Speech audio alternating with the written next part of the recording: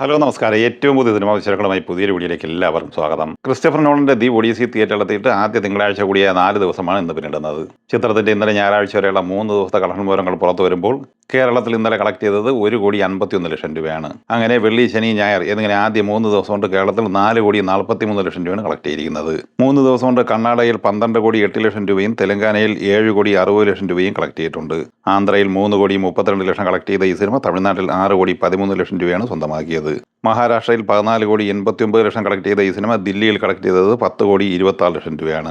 ഇന്നലെ ഞായറാഴ്ച ഈ സിനിമ ഇന്ത്യൻ ഗ്രോസായി കളക്ട് ചെയ്തത് 24,50,00,000 രൂപയാണ്. ടോട്ടൽ 3 ദിവസം കൊണ്ട് ഇന്ത്യയിൽ 74,81,00,000 രൂപയാണ് സിനിമ നേടിയെടുത്തിരിക്കുന്നത്. $250 മില്യൺ ബഡ്ജറ്റുള്ള ഈ സിനിമ വേൾഡ് വൈഡ് ഗ്രോസായി നേടിയെടുത്തിരിക്കുന്നത് $264 മില്യൺ ആണ്. ജോജു ജോർജ് നായകനായി ഷാജി കൈലാസ് സംവിധാനം ചെയ്ത് ജൂലൈ 16 വ്യാഴാഴ്ച തിരളത്തെ മലയാള സിനിമയാണ് വരവ്.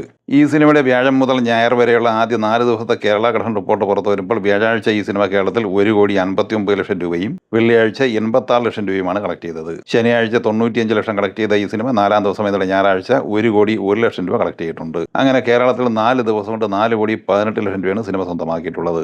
കർണാടകയിൽ 14 ലക്ഷം കളക്ട് ചെയ്ത ഈ സിനിമ തമിഴ്നാട്ടിൽ 6 ലക്ഷം രൂപയും നേടിയെടുത്തിട്ടുണ്ട്. റെസ്റ്റ് ഓഫ് ഇന്ത്യയിൽ 2,50,000 നേടിയെടുത്ത ഈ സിനിമ ഇന്ത്യൻ ഗ്രോസായി സ്വന്തമാക്കിയിരിക്കുന്നത് 4,41,00,000 രൂപയാണ്. വിദേശത്ത് $1,40,000 അതായത് $1,35,00,000 രൂപയാണ് സ്വന്തമാക്കിയിട്ടുള്ളത്. അങ്ങനെ ടോട്ടൽ വേൾഡ് വൈഡ് ഗ്രോസായി സിനിമ 4 ദിവസം കൊണ്ട് $5,75,00,000 രൂപ നേടിയെടുത്തിട്ടുണ്ട്. ജൂലൈ 10 തിയേറ്ററിലെത്തിയ ബോളിവുഡ് സിനിമയാണ് ധമാൽ 4. ചിത്രത്തിന്റെ ഇന്നലെ ഞായറാഴ്ച വരെയുള്ള 10 ദിവസത്തെ കളക്ഷൻ വിവരങ്ങൾ പുറത്തു വരുമ്പോൾ കേരളത്തിൽ 18 ലക്ഷം രൂപയാണ് കളക്ട് ചെയ്തിരിക്കുന്നത്. കർണാടകയിൽ 8,19,00,000, തെലങ്കാനയിൽ 4,27,00,000, ആന്ധ്രയിൽ 84 ലക്ഷം, മഹാരാഷ്ട്രയിൽ 36,17,00,000, ദില്ലിയിൽ 21,45,00,000, ഉത്തർപ്രദേശിൽ 13,63,00,000, മധ്യപ്രദേശിൽ 6,60,00,000, വെസ്റ്റ് ബംഗാളിൽ 4,85,00,000, ഗുജറാത്തിൽ 22,53,00,000, രാജസ്ഥാനിൽ 9,54,00,000 എന്നിങ്ങനെ ഇന്ത്യൻ ഗ്രോസായി 152,41,00,000 രൂപയാണ് സിനിമ നേടിയെടുത്തിരിക്കുന്നത്. വിദേശത്ത് $2.11 മില്യൺ അതായത് 20,42,00,000 രൂപ സ്വന്തമാക്കിയിട്ടുണ്ട്. ടോട്ടൽ 172,83,00,000 രൂപയാണ് ലോകമെമ്പാടുമായി കളക്ട് ചെയ്തിരിക്കുന്നത്. 81 കോടിക്ക് തിയേറ്റർ റൈറ്റ്സ് വിറ്റഴിക്കപ്പെട്ട ഈ സിനിമ നിലവിൽ വേൾഡ് വൈഡ് ഷെയറായി 80,21,00,000 രൂപ സ്വന്തമാക്കിയിട്ടുണ്ട്. അതായത് തിയേറ്ററിക്കൽ വിജയത്തിന്റെ തൊട്ടടുത്ത് ഈ സിനിമ എത്തിച്ചേർന്നിരിക്കുകയാണ്. പുനീത് തിരക്കഥ തയ്യാറാക്കി സംവിധാനം ചെയ്ത് ജൂലൈ 17 തിയേറ്ററിലെത്തിയ സിനിമയാണ് അച്യുത അവതാരം. ചിത്രത്തിന്റെ 3 ദിവസത്തെ കേരള കളക്ഷൻ റിപ്പോർട്ട് പുറത്തു വരുമ്പോൾ 23,80,000 രൂപയാണ് കളക്ട് ചെയ്തിരിക്കുന്നത്. കർണാടകയിൽ 8 ലക്ഷം ഉൾപ്പെടെ 31,80,000 രൂപ മാത്രമാണ് ഈ സിനിമയ്ക്ക് നേടിയെടുക്കാനായിട്ടുള്ളത്. ജൂലൈ 10 തിയേറ്ററിലെത്തിയ മദർ പ്രോമിസ് എന്ന കന്നഡ സിനിമയുടെ കളക്ഷൻ വിവരങ്ങളും വന്നിട്ടുണ്ട്.